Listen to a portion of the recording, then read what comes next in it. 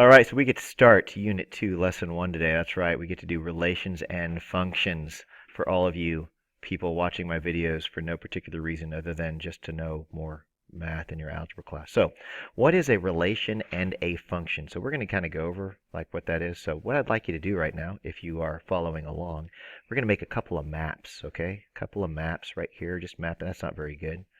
See if we do a better job of that. Oh, that's not bad. That's not bad. Okay. So we're going to call these our x values and these are y values. All right. So understand your x value is what all of your x values are referred to as your domain, and all of your y values are referred to as the range. Also, sometimes we call these the inputs. All right. We call these the inputs and we call these the outputs. All right, so that's the input. This is the output. More math term, it would be, this is called the independent variable or the independent values, right? Independent. And this is going to be dependent. All right. So all of these, when I'm talking about x and y, x is your domain. It's the input. It's the independent value. Y is your range, the output, or the dependent value. So make sure you understand those. So we're just going to do some random numbers here, like say 1 and 2 and 3 and 4. But over here we're going to make it kind of funny. We're just going to throw in a -10 for no reason. Let's put a 0. All right, let's put a 5, and then let's put a 12. All right. Now this is called mapping, and this is something you need to be aware of. All right. So mapping. We're going to map out our domain and our range. So here's how mapping works. Usually they have like little arrows, okay? So what we're going to do is we're going to say, hey, 1 goes with 5, 2 goes with 0, 3 goes with -10, 4 goes with 12. Okay? Now this is actually would be a function, and we're going to kind of give you what's the definition of a function. All right? So a function is a special relationship, or I put a is a special, I'll put special relation. That's horrible spelling, but you know what? Maybe I'll just type. Yeah, I'll just do that. Forget this. I have horrible handwriting here, right? I'm just gonna type. So function, click right here. All right, is a special relation where each x value has only one y value. I'll put period. See how that sounds. Let's take a look at this. Okay. All right. Let's take a look at this. All right. Is a special relation where each x value has only one y value. Okay. Now, you know what? Let's go ahead and each input, right? Each input has only one output. All right, is a special relation where each x value or the input has only one y value or an output. Yeah, each input goes with one output. That's a functional relationship right there. By the way, if you're wondering, well, what's a relation? Anything's a relation. Any set of ordered pairs is a relation. So like, what is a relation? All right, any set of ordered pairs is a relation. So for relation, just put, hey, anything. Any set of ordered pairs. You see, oh man, I wish I had my daughter's handwriting. She has such good handwriting. I don't know where she got it. It's not from me. All right, so any set of ordered pairs. So anything goes. All right, so think about it this way. In the world, are there a lot of relationships in the world? Yes, there are. All right. Are all those relationships functional? Nope. And why aren't those relationships functional? Well, here's what happens. All right. In the world, sometimes, not all the time, all right, but sometimes there might be a number, let's call it the number 2. And let's say the number 2 like really liked the number 3, all right? And so it went, you know what? I'm going to go with the 3. We're going to go out. Okay, so 2's going to go out with the 3. But then 2's like, wait a second, that 4 is looking pretty good over there, so I think I want to go out with the 4 too. So by the way, this is not going to be a functional relationship because this x value right here is going out with 2 totally different y values, and they ain't going to like it. I'm just letting you know. So that's not a function. All right, that's going to be a relation. It's just not going to be a functional relationship. So remember, in a function, each input has only one output. So that we would call this just a relation. This is not a function. All right, once 4 finds out about 3, who knows what's going to happen? Just saying, bad things, bad things. Hopefully, if you are in a relationship, you are in a functional relationship, not a non-functional relationship. All right, so here we go. I'm going to go ahead and we're going to talk about how to make this map into a table. All right, we're going to show you how to take this map and make it into a table. So let's go down here. So we have mapping. And you know what? I think I'm going to go and back out of things. I'm going to make the table right over here. So hopefully, if you need to pause this, write this down, because this is all about to disappear. I'm just letting you know. Okay? So going back. All right, so I took that out. We're going to talk about what a table is, all right? Got to know how to interpret a table. So in a table, you'll have your x values, which is your domain, and you'll have your y values, which is your range, okay? And we're going to take this. So you see at 1, we're going to say 1, 2, 3, 4. It says 1 goes with 5, so put 1 and a 5. 2 goes with 0, 2 and a 0. 3 goes with negative 10, 3 and a negative 10. 4 goes with 12, 4 goes with 12. That's how you would see these in a table. You may also see them in a set.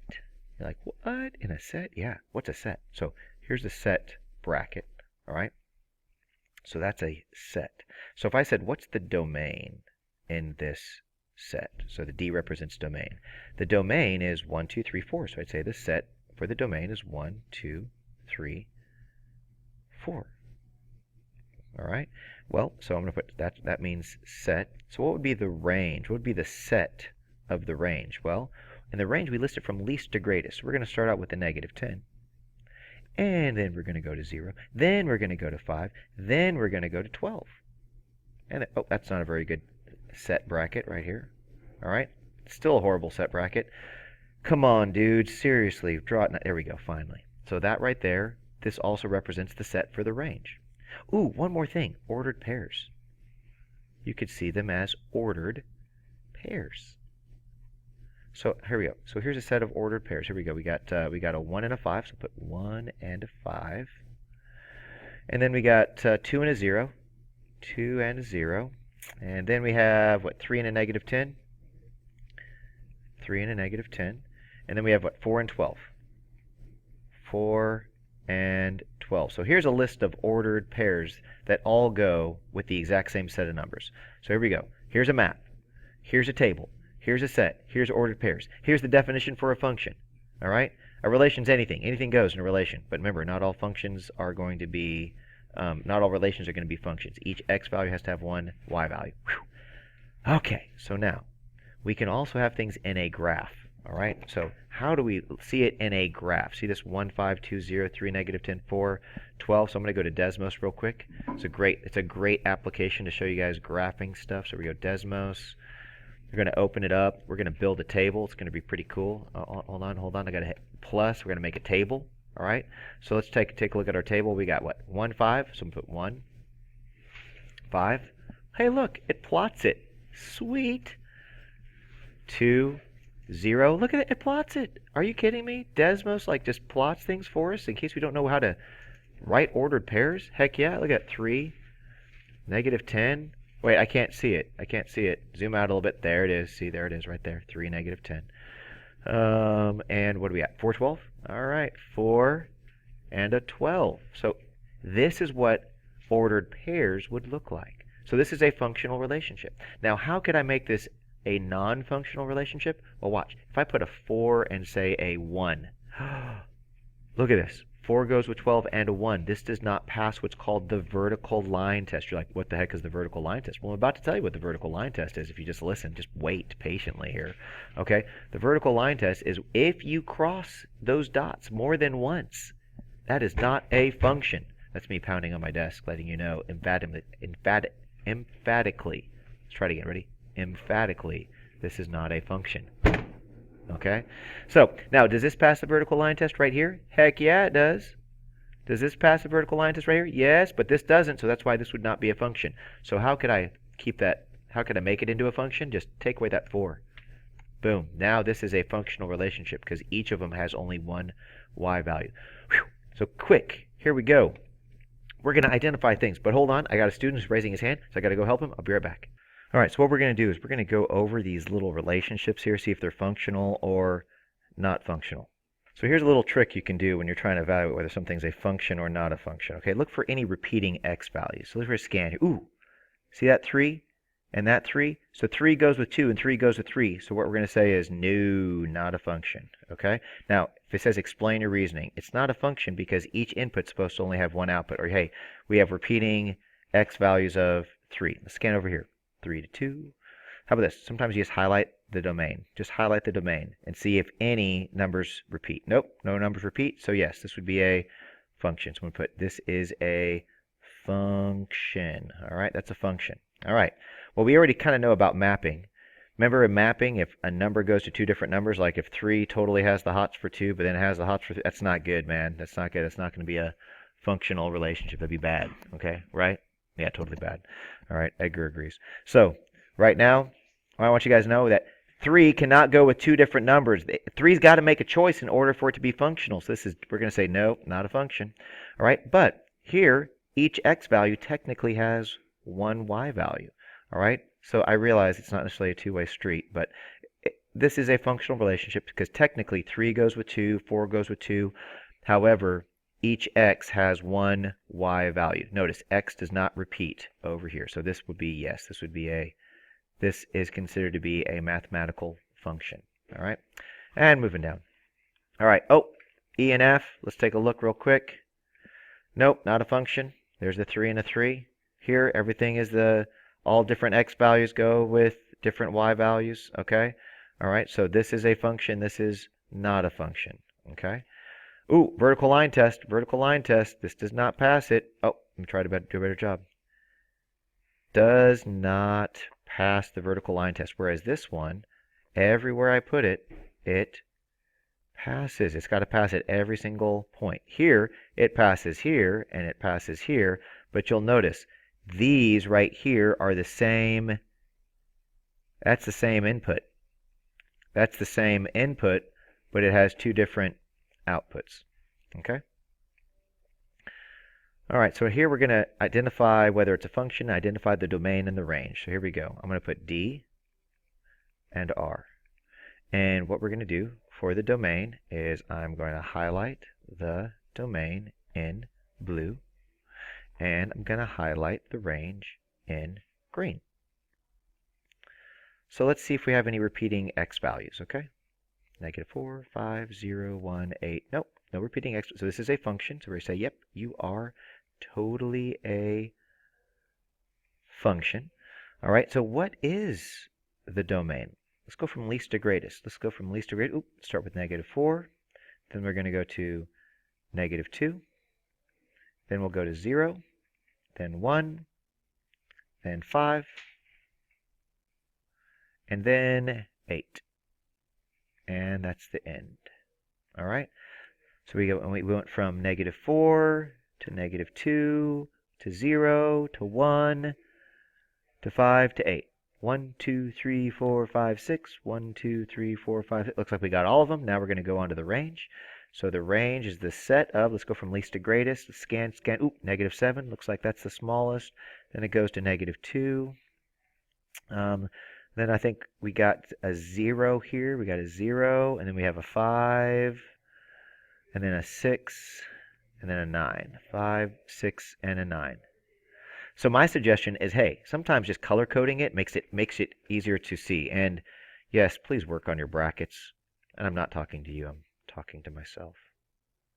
That's better. That's a bit better. Okay. So now over here it says for a table of data, determine if it is a function. Well, yes. Look, each x value has one y value. So this is totally a function. Ooh, it says identify the independent and dependent variable and then state the domain and the range. Okay, so the independent variable, I'm going to put independent, I-N-D. The independent variable is x. And x actually means, in this particular case, it's dealing with what this concept known as seconds.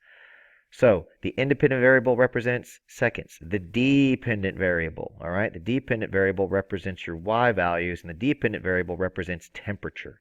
So that's the identifying part, all right? So y equals temperature. Independent x equals seconds, dependent y equals temperature. And this is the domain and this is the range. And you could write it as a set just like that, but it's already kind of taken care of for us. All right, so for these given graphs, we are going to identify the domain and the range, and we're going to call it a day. So everybody, this is an example of a linear function. This is an example of a quadratic function. All right, and by the way, linear functions always form, notice, they form a line. All right, a quadratic function, we call this a parabola.